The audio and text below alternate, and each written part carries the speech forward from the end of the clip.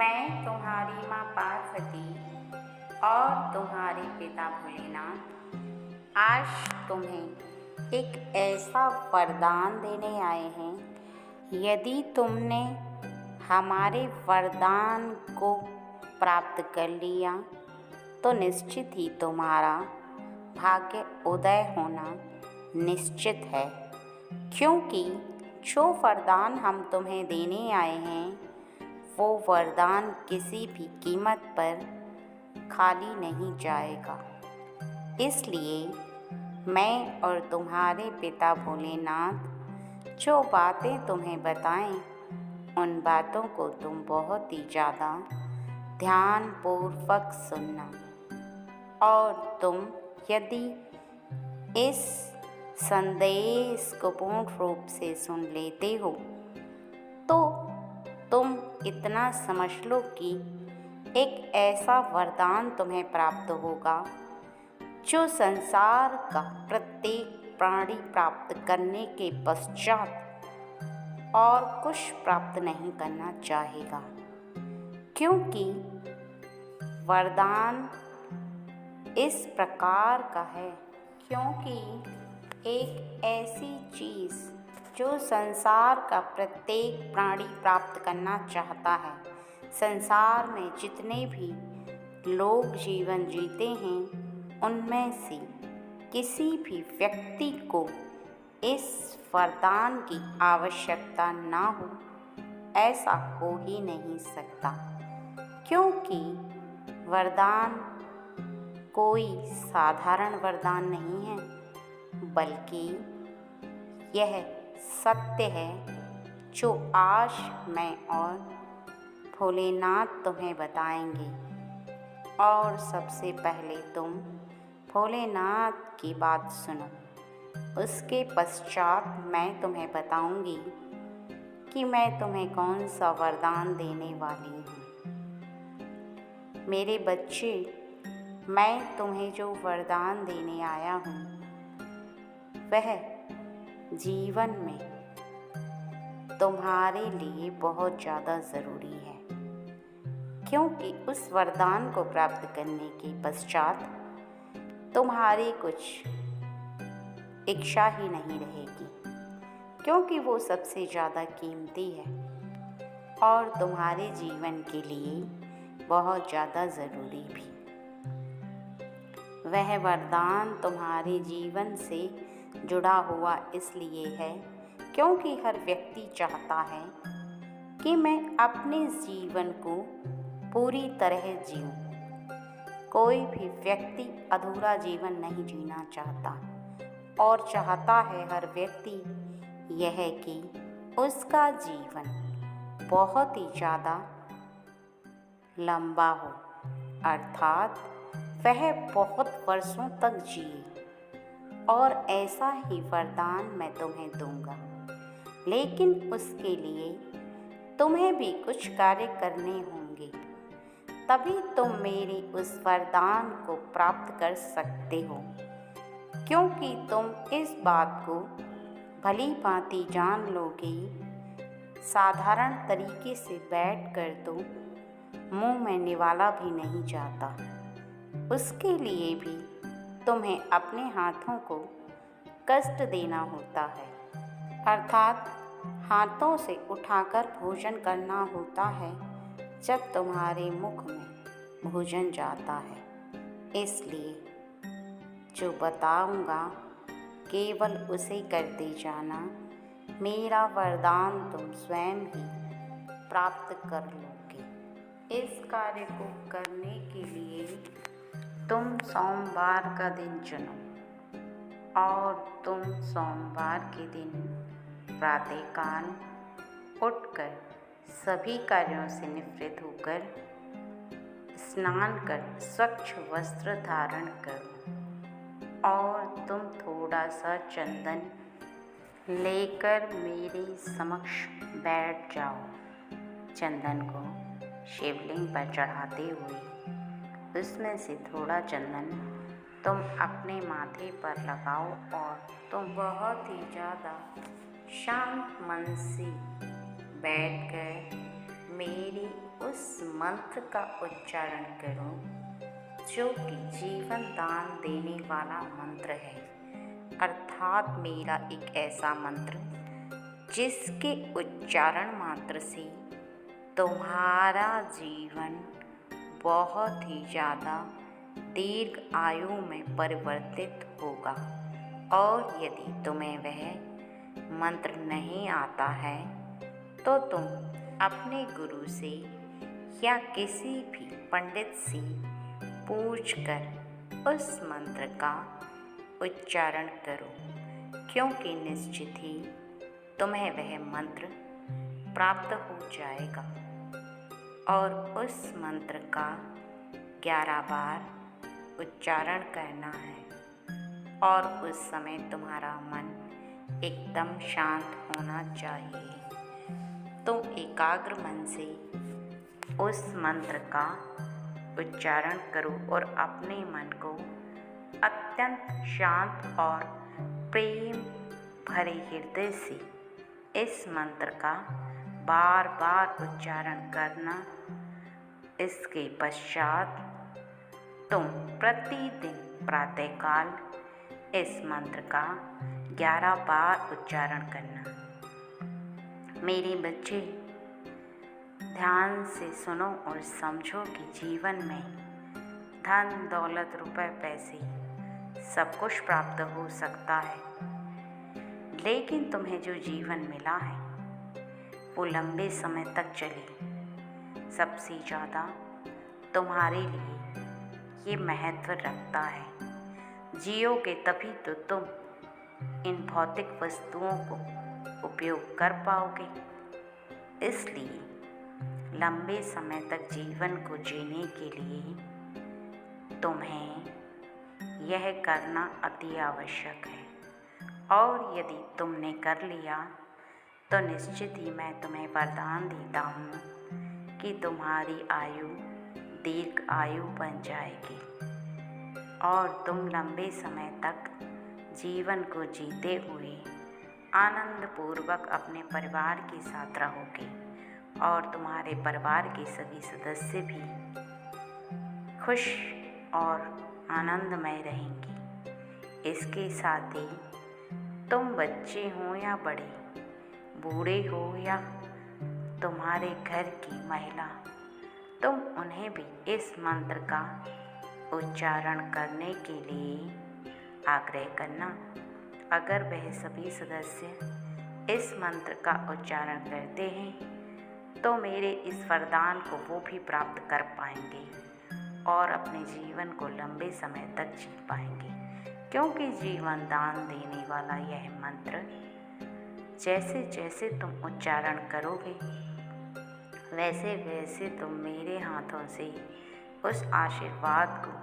प्राप्त कर लोगे जिसमें तुम्हें दीर्घ आयु प्राप्त होगी। इसलिए तो जीवन में सबसे ज़्यादा ज़रूरी किसी भी व्यक्ति का जीवन को जीना होता है और अपने समय में व्यक्ति अपने परिवार के सदस्यों के साथ खुशहाल जीवन जीता है। इससे बड़ा धन, इससे बड़ी कोई भी वस्तु नहीं होती और तुम भाग्यशाली होते हो जब तुम अपने परिवार के सभी सदस्यों के साथ लंबे समय तक जीवन को जीते हो और खुशियाँ मनाते हो और तुम्हारे परिवार के सदस्य भी तुम्हारे साथ रहकर खुश रहते हैं, क्योंकि परिवार के सभी सदस्य रहते हैं तभी घर पूर्ण रहता है और परिवार के सभी सदस्यों को एक दूसरे के रहने से खुशियाँ प्राप्त होती हैं। इसके साथ साथ एक बात को अवश्य स्मरण रखना कि यदि तुम अपने जीवन को जीते हुए किसी का कोई गलत कार्य करते हो या किसी का कोई भारी नुकसान करते हो या किसी के साथ कोई गलत व्यवहार करते हो तो ऐसा कदापि मत करना, क्योंकि तुम्हारा किया गया एक गलत कार्य तुम्हें गलत रास्ते पर ले जा सकता है। और तुम अपनी आयु को बढ़ाने के लिए जिस मंत्र का उच्चारण कर रहे हो उस मंत्र की शक्ति धीरे धीरे करके कम होने लगती है। कार्य वो करो जिससे लोगों की दुआ मिले और उनका आशीर्वाद तुम्हें प्राप्त हो। कभी भी उन कार्यों को मत अपनाओ जिससे लोगों की बद्दुआ या लोगों के गलत शब्द के अधिकारी तुम बन जाओ। इस बात का खास ध्यान रखो और इस बात का भी स्मरण रखो कि जब जब तुम मेरे समक्ष बैठते हो तो पूर्ण विश्वास रखकर बैठना और जैसे ही तुम आँखों को बंद करके मंत्र का उच्चारण करोगे, मंत्र का उच्चारण करते समय तुम्हारा मन शांत होना चाहिए, अर्थात बोले गए एक एक शब्द का असर तुम्हें तुम्हारे ऊपर स्वयं देखने के लिए प्रत्यक्ष मिलने लगेगा। क्योंकि जैसे जैसे तुम एक एक शब्द का उच्चारण करोगे वैसे वैसे तुम्हारा पूरा शरीर एकदम शांत और तुम्हारा मन भी बहुत ज़्यादा शांत हो जाएगा। तुम्हें इस बात का स्वयं आभास होगा कि सच में तुम्हें बहुत ही ज़्यादा अच्छा महसूस हो रहा है। मैं तुम्हारी माँ पार्वती आज तुम्हें बताने आई हूँ कि मैं तुम्हें एक वरदान देने वाली हूँ और उस वरदान को प्राप्त करते ही निश्चित ही तुम प्रसन्नता से झूम उठोगे, हो जाओगे उस वरदान को प्राप्त करने के बाद पूरी तरह से खुश। क्योंकि वरदान ही कुछ ऐसा है जो कि हर बच्चे का प्रिय है, जो कि हर बच्चे को बहुत ही ज़्यादा प्रिय है। तुम इस बात को समझो कि यदि तुम्हारे जीवन में तुम्हें वो चीज़ प्राप्त हो जाए जो तुम्हें बहुत ही ज़्यादा प्रिय लगती है तो निश्चित ही तुम प्रसन्न हो जाते हो, तुम्हें बहुत ही खुशी होती है। उसका कारण केवल इतना है कि तुम्हारे मन मंदिर में जो चीज़ चल रही होती है प्राप्त करने की, जिसकी लालसा तुम लगाए बैठे हो, यदि वह प्राप्त हो जाती है तो निश्चित ही तुम खुश हो जाते हो। और यदि तुम्हें वो चीज़ जो प्राप्त हो रही है प्रिय नहीं है तो निश्चित ही चाहे वह कितनी भी बड़ी चीज़ हो, प्राप्त होने के पश्चात भी तुम बिल्कुल खुश नहीं होते और तुम्हें इस बात से ना तो जीवन में फ़र्क पड़ता है कि कौन सी चीज़ तुम्हें प्राप्त हो रही है और ना ही इस बात से फ़र्क पड़ता है कि किसने तुम्हें वह चीज़ प्राप्त कराई है। क्योंकि सबसे ज़्यादा यदि कुछ ज़रूरी होता है तो केवल यह समझना कि तुम्हें कब और किस चीज़ से खुशी प्राप्त हो रही है। और तुम्हारे लिए सबसे ज़्यादा मुख्य बात यही होती है कि जो चीज़ तुम्हें प्राप्त हो वो तुम्हें खुश कर देने वाली हो, या तुम्हें जो प्रिय है वो तुम्हें प्राप्त करा दी जाए तो तुम निश्चित ही प्रसन्न हो जाते हो और प्रसन्न मन झूमने लगते हो। तुम्हें सामने वाला व्यक्ति फिर भगवान दिखाई देने लगता है। तुम्हारे लिए वो इतना अपना हो जाता है कि तुम्हारा प्रेम उसके लिए बरसने लगता है। उसका कारण केवल इतना ही होता है कि वह व्यक्ति तुम्हें तुम्हारी प्रिय वस्तु दे रहा है और दूसरा कोई कारण नहीं होता। जब संसार में कुछ ऐसी चीज़ें तुम्हें प्राप्त होने लगे जिनको प्राप्त करना तुम चाहते हो तो निश्चित ही तुम समझ लेना कि कोई तुमसे बहुत ज़्यादा प्रसन्न है और किसी के प्रसन्न होने से तुम्हें वो चीज़ें प्राप्त हो रही हैं जो तुम प्राप्त करना चाहते हो। मैं तुम्हें वरदान देना इसलिए चाहती हूँ क्योंकि उस वरदान के द्वारा ही तुम इस संसार में जीत हासिल करोगे। और मैं यही चाहती हूँ कि मेरे बच्चे को हर कार्य में जीत हासिल हो। मेरा बच्चा जो चाहे, जो सोचे वो कर पाए,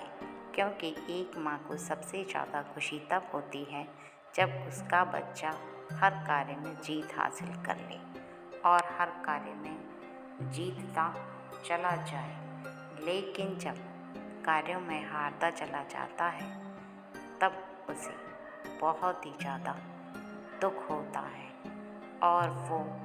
मैं नहीं चाहती कि तुम्हें दुख हो, क्योंकि जब तुम उदास हो जाते हो और दुखी होकर, हताश होकर बैठ जाते हो तो सबसे ज़्यादा मेरे हृदय को कष्ट होता है, क्योंकि एक माँ कभी भी यह बात बर्दाश्त नहीं कर पाती है कि उसका बच्चा उदास हो जाए और गुमसुम चुपचाप बैठा रहे। उसका कारण केवल इतना होता है कि माँ को अपने बच्चे के लिए और उसके भविष्य के लिए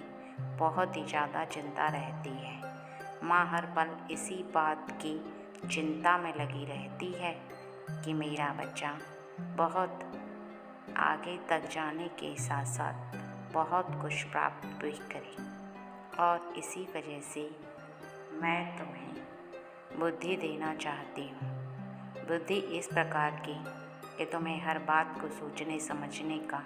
और उसे आकलन करने का ज्ञान प्राप्त हो, और तुम जब भी किसी कार्य को करने के लिए अपने ज्ञान के द्वारा हर उस कार्य को कर पाओ जिसे तुम सोचते हो, क्योंकि जब जब किसी कार्य को सोचा जाता है तब तब उसके पीछे कोई दैवी शक्ति होती है। भले ही वो तुम्हारे मन के अंदर अपने आप ही आ जाएगी और तुम अपने आप ही उस बात को सोच लोगे जिस बात को तुम पहले नहीं सोच पाते थे, क्योंकि जब इंसान के पास बुद्धि होती है तब इंसान किसी भी बात को सोच पाता है, और जब बुद्धि क्षीण हो जाती है तो सोची गई बात पर ना तो वह कार्य कर सकता है और ना ही बुद्धि के बल पर किसी भी चीज़ को प्राप्त कर सकता है। क्योंकि किसी भी इंसान के लिए किसी भी चीज़ को प्राप्त करना तभी संभव है जब वह बुद्धि के बल पर किसी कार्य को कर सकता हो, अर्थात बुद्धिमान व्यक्ति ही किसी कार्य को कर सकता है और जो बुद्धिहीन है वह नहीं कर सकता। यह बात सत्य है कि जीवन में किसी भी इंसान का स्वभाव तब तक सही रहता है जब तक उसकी बुद्धि सही रहती है, और जैसे ही उसकी बुद्धि क्षीण होना प्रारंभ हो जाती है उसके स्वभाव में भी परिवर्तन आने लगता है। इसलिए मैं चाहती हूँ कि तुम्हारे पास बुद्धि रहे, क्योंकि बुद्धि रहेगी तो तुम अपने माता पिता का भी आदर सम्मान के साथ साथ उनकी सेवा भी कर पाओगे और उन्हें वह सुख दे पाओगे जिस सुख के लिए वह हमेशा परेशान रहते हैं। और तुम अपने जीवन में वो बहुत सारे ऐसे कार्य भी कर पाओगे जो अभी तक अधूरे रहे लेकिन अब अधूरे नहीं रहेंगे। इसके साथ साथ तुम लोगों के हित के बारे में भी तभी सोच सकते हो जब तुम्हारे पास बुद्धि हो। अगर तुम्हारे पास बुद्धि ही ना हो तो तुम किसी की भलाई के बारे में ना तो सोच सकते हो और ना ही ऐसा कोई कार्य कर सकते हो जिससे कि किसी का कुछ अच्छा हो पाए। जीवन में इस बात को बहुत लोग कम होते हैं जो समझ पाते हैं कि जिस व्यक्ति को बुद्धि प्राप्त है वह बुद्धिमान व्यक्ति है, और इस संसार में सबसे बड़ा व्यक्ति वही है, और जो बुद्धिहीन है वह कुछ भी ना तो कार्य कर सकता है और ना ही उसकी बस का कुछ रहता है, क्योंकि उसके पास जब बुद्धि नहीं होती है तो वह अपने किसी भी कार्य को करने से पहले ही बिगाड़ लेता है। वह चाहता तो है बहुत कुछ करना, लेकिन उसकी बुद्धि उस कार्य पर लग नहीं पाती कि वह उस कार्य को किस प्रकार से पूर्ण करे और किस प्रकार से उसे सही करे। बल्कि वह कार्य जो कर रहा होता है उसे भी बिगाड़ कर रख देता है। इस बात को समझना बहुत ही कम लोगों के बस की बात है कि जीवन में तुम बुद्धि के बिना बहुत ही अधूरे हो, एक जानवर के समान हो, क्योंकि जानवर को ही बुद्धि होती है कि वो अपने बच्चों से प्रेम करे और बस खाने की। साधारणतया मनुष्य को यह बुद्धि दी गई है और जब तुम्हें बुद्धि का मैं मालिक बना रही हूँ तो निश्चित ही तुम समझ लो कि उस बुद्धि का लाभ सही से तुम्हें उठाना है और उस बुद्धि के बलबूते पर तुम्हें आगे कुछ करके दिखाना है, क्योंकि जो चीज़ तुम्हारे लिए संसार में सबसे ज़्यादा ज़रूरी है, अगर मैं तुम्हें वरदान स्वरूप वो दे रही हूँ तो तुम्हें खाली नहीं बैठना है, तुम्हें कुछ करके दिखाना है। इसी वजह से मैं तुम्हें बुद्धि प्रदान कर रही हूँ और तुम इस बात को बहुत अच्छे से समझो कि जीवन में किसी भी कार्य को करने से पहले 10 बार सोचना, क्योंकि जब मैं तुम्हें बुद्धि दे ही रही हूँ तो तुम जल्दीबाजी किसी भी कार्य को करने के लिए बिल्कुल भी मत करना। बहुत ही ज़्यादा सोच विचार करके किसी कार्य को करना